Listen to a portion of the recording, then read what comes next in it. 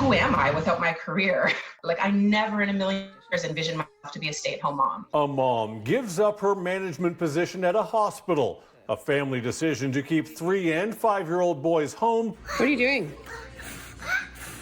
To keep everyone in the multi-generational house safe as an uncertain school year begins, stepping into a role she never would have expected. I don't know how I'm going to manage sort of keeping him up with the learning with my very obvious lack of teaching skills.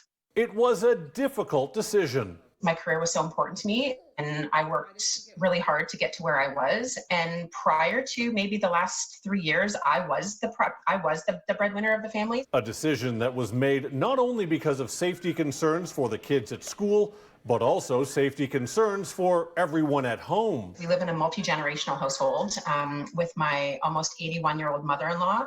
My mother-in-law is an important person in our life, and we wanted to do everything that we could to protect her health. And with the schooling piece, we're just not willing to play guinea pig with our kids' health. Why did Logan get picked up in 9? Well, because you're kind of big, bud.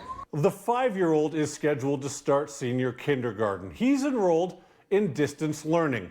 But there's also the 3-year-old who won't be going to preschool.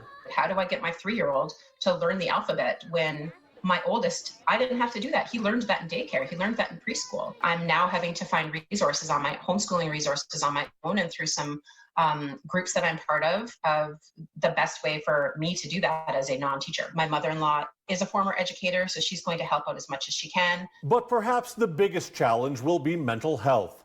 They've made it clear to other families with kids enrolled in school they won't be seeing them in the short term.